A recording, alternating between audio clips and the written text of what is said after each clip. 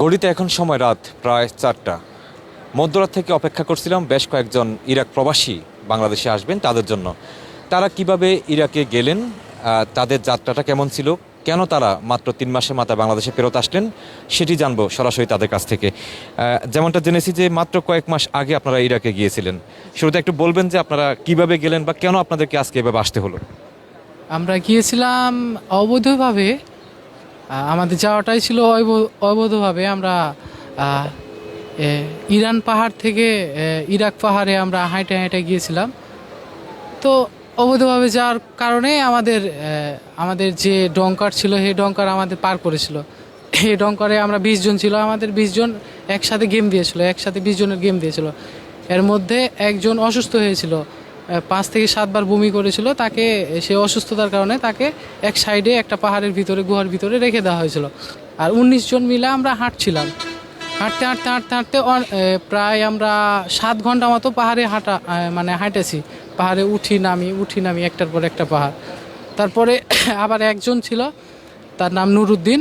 সে অনেক অসুস্থ হয়ে গেছিলো, তারপর সে আর হাঁটতে পারেনি। আবার আমাদের আর একটা পাহাড় ছিল, একটা পাহাড় ক্রস করলেই আমরা ইরাকের ভিতরে ঢুকে যেতাম। তো ও আর হাঁটতে পারেনি, ও আর চলতে পারেনি, মানে উঠতেই পারেনি। সে ওখানেই মানে গুরুতরভাবে অসুস্থ হয়ে গেছিলো।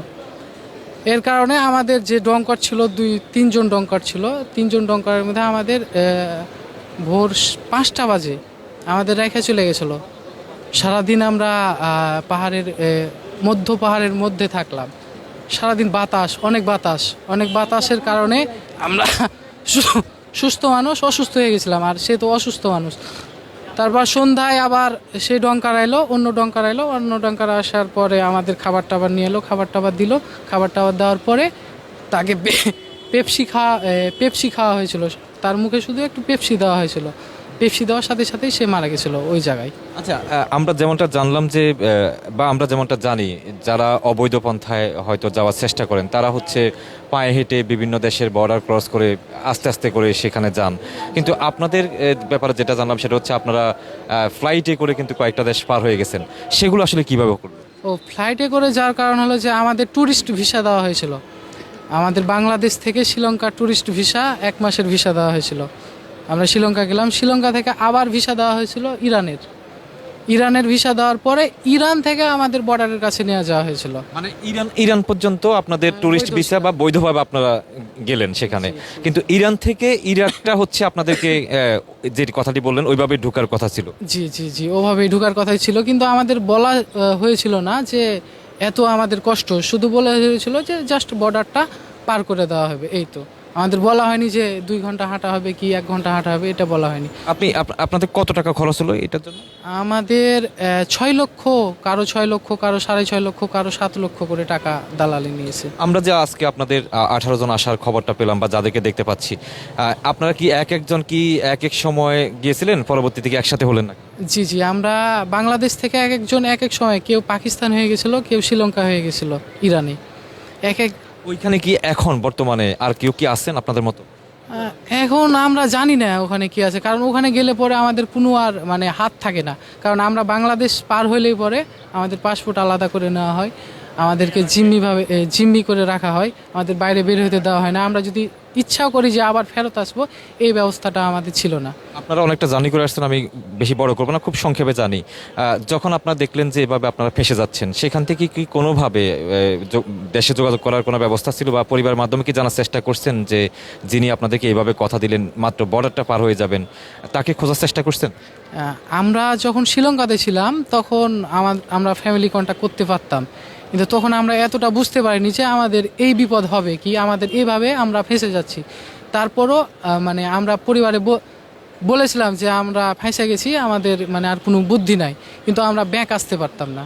এই যে দীর্ঘ 3 মাসের একটা লম্বা সফর, এত কষ্ট, পরবর্তীতে জেল খেটে 6 লক্ষ টাকা শেষ হয়ে গেল, এখন সেটা কাটিয়ে উঠবেন কিভাবে বা এটি পাওয়ার জন্য কি করবেন এখন? কি করবো এখন, তো মানে এখন কোনো কিছুই মাথায় ঢুকছে না এখন, যে কি করব, কিভাবে টাকা উঠাবো, এটা আমরা মানে আমরা যতটুকু জেনেছি যে বাংলাদেশ দূতাবাসের সহায়তায় আপনারা আজকে আসতে পারলেন। দূতাবাস আপনাদেরকে কেমন সহযোগিতা করলো সেখানে? দূতাবাস আমাদের সাহায্য করেছে, কারণ তারা আমাদের টিকিটের ব্যবস্থা করে দিয়েছে, ইরাক থেকে বাংলাদেশ টিকিটের ব্যবস্থা করে দিয়েছে, আর সাথে $100 করে ইরাকেই দিয়েছিল, আর এই বাংলাদেশ আসার পরে 5,000 টাকা করে দিয়েছে। পরিশেষে একটু আপনার কাছে জানবো, এই যে ভয়ঙ্কর অভিজ্ঞতার কথা বললেন, নিশ্চয়ই এটা আপনাদের একটা ভুল সিদ্ধান্ত ছিল, এটা স্বীকার করবেন? জি অবশ্যই, এটা আমাদের ভুল সিদ্ধান্ত। আমরা যদি আমাদের হাজারো দুশ্মন হয়, হাজারো শত্রু হয়, তাও আমরা মানে কোনোভাবে বলবো না যে তোমরা এইভাবে যাও। সরকারের উদ্দেশ্যে কিছু বলার আছে? অবশ্যই আছে, কারণ সরকারের উদ্দেশ্যে এই বলার আছে যে আমাদের মানে নানানভাবে ভুলভাবে প্রতারণা করে আমাদের এই পথে নিয়ে আসছে, আমাদের ভুল বুঝিয়ে, যেন সরকার এই বিষয়গুলো যেন আমাদের মানে দেখে, যেন আমরা যেন এই বিষয়ে এই ভুল সিদ্ধান্তে যেন আমরা না জড়াই, আমাদের যেন সচেতন করতে পারে। আপনার কি নাম? আমার নাম মোহাম্মদ জুবাইর আলী। দেশের বাড়ি কোথায়? দেশের বাড়ি চাঁপাইনবাবগঞ্জ।